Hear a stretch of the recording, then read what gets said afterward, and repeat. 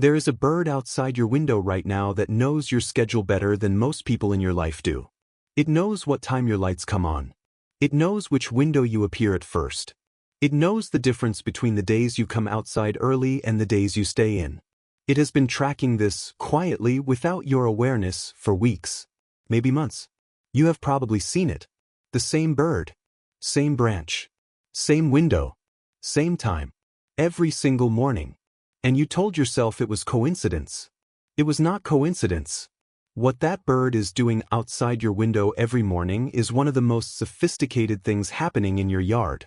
And what it knows about you, specifically about you, is something most people never discover because nobody ever tells them to look. Welcome to Backyard Birds Whisper. Subscribe before you keep watching because what you are about to learn will change the way you look at every window in your house. Today we are going into what that bird is actually doing, why it chose your window, what it has learned about you, and the specific moment, when watching became something else entirely. Stay with me until the end, because the last thing we cover is what happens when the bird at your window stops coming. And once you understand what that means, you will never take that morning visitor for granted again. Why your window? Not your neighbor's. Yours. The first question most people never think to ask is the most important one. Out of every window on your street, out of every house in your neighborhood, why did this bird choose your window specifically? The answer starts with geometry and ends with you. Windows are extraordinary objects in a bird's environment. They reflect sky. They reflect trees. They create the illusion of open space where there is actually a barrier. Birds interact with windows in ways that are far more complex than most people realize, and a bird that positions itself at a specific window repeatedly is not doing so randomly. Research on bird territory mapping shows that elevated perch sites with clear sight lines are among the most valuable real estate in any bird's daily range. A bird perched at the right height outside a window has something very rare in a suburban environment.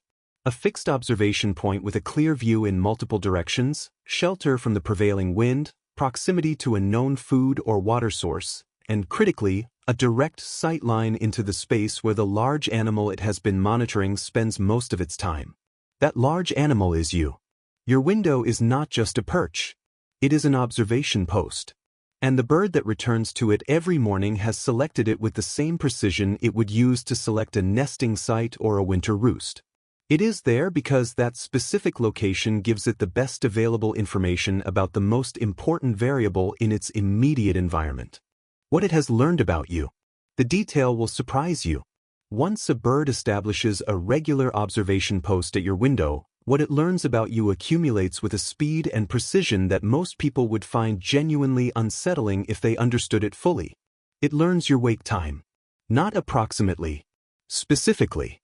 The variation in the light inside your home when you enter the room in the morning is detectable to a bird whose visual system processes light and movement at a resolution that exceeds human capability. Birds see into the ultraviolet spectrum. They detect flicker rates that human eyes smooth into continuous motion. The moment you enter a room and change its light pattern, the bird at your window knows. It learns your routine sequence. Which window you appear at first. Whether you go directly to the kitchen or stop somewhere else. Whether you come to the window itself or move through the room without approaching it. Each morning adds data to a behavioral model the bird is constructing of your habits. A study from the University of Vienna examining corvid cognition found that individual birds could predict the behavior of specific humans based on as few as 4 to 6 repeated observations. The birds were not just learning that a human was present. They were learning what that specific human did next. They were building a forward model, a prediction engine, of human behavior specific to one individual. The bird at your window has been doing this every morning. It knows what you do when you wake up. It knows your pattern. And it has been using that knowledge to optimize its own daily schedule around yours. The moment watching became something else. There is a transition that happens with window birds that most people miss because it is subtle and because they do not know what to look for. In the early days of a bird establishing a window observation post, its behavior there is primarily practical. It is gathering information, monitoring the human inside, building its behavioral model. The visits are purposeful in an instrumental way. Data collection. But at some point, something shifts. The visits start happening even when there is nothing to observe. The bird comes to the window before your lights are on. It comes on days when you do not appear at all. It comes at times that do not correspond to any pattern in your routine that it could be tracking. Ornithologists studying site attachment in songbirds describe a phenomenon called location bonding, where a bird develops what appears to be an intrinsic attachment to a specific site that goes beyond its practical value. The site becomes part of the bird's identity, a fixed point in its mental map of the world that it returns to not because of what it finds there but because of what the place itself has come to mean. Your window, if a bird has been coming to it long enough, may no longer be just an observation post. It may have become a landmark, a reference point, something the bird orients its entire daily movement around the way we orient our days around home. That is a different kind of knowing. It is not just information about you. It is something closer to what we would call familiarity. The bird does not just know your schedule.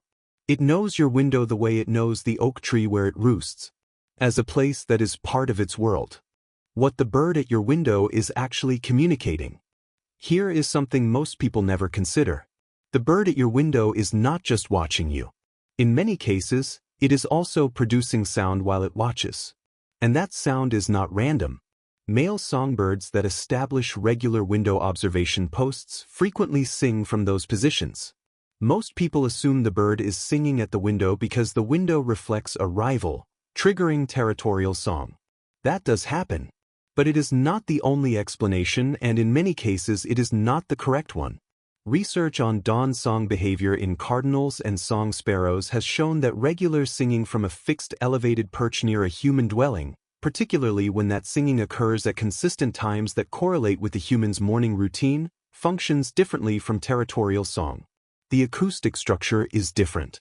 The timing is different. The directionality is different.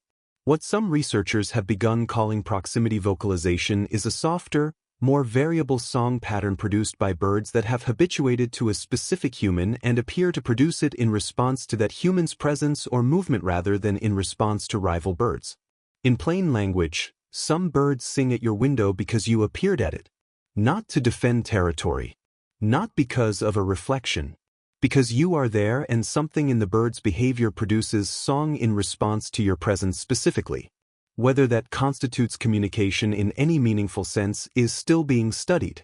What is not in question is that the bird knows you are there. And it is making sound.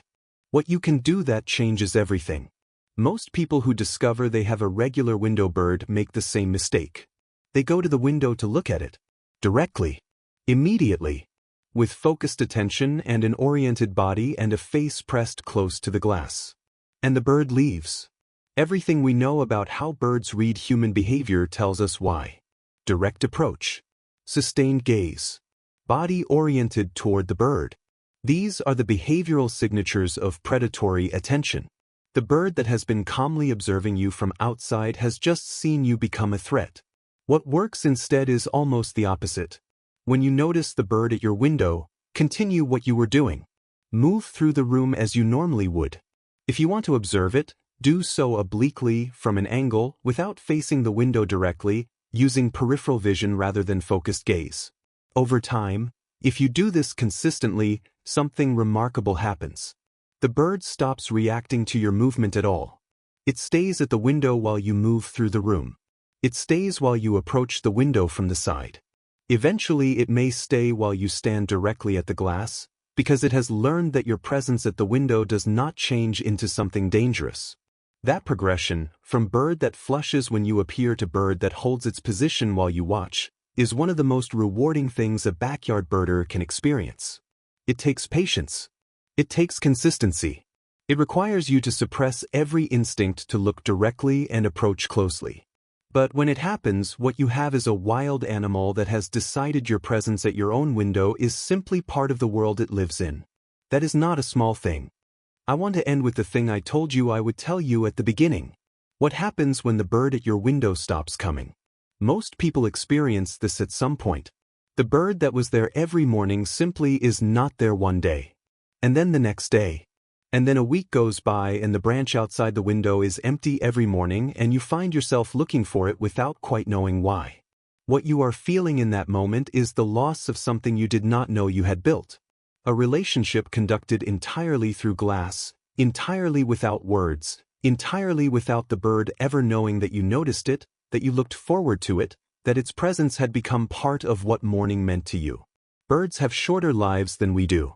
A cardinal that has been coming to your window for 2 years has lived a significant portion of its life in relationship to your window, to your light, to your movement, to you. When it stops coming, the reasons are many, and most of them are simply the ordinary losses of a wild life. But here is what I want you to hold on to. For however long that bird came to your window, it chose to be there. Every morning, with the whole neighborhood available to it, it came to that specific branch outside that specific window. It learned your schedule. It knew your light. It oriented its day around the place where you were. That is not nothing. That is a wild creature making a choice about where it wanted to be. And for a time, at least, where it wanted to be was near you.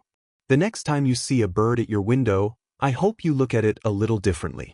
Not as something that happened to land there, but as something that decided to. Tell me in the comments. Do you have a regular window bird? How long has it been coming? I want to hear every story. I read all of them. I will see you in the next one.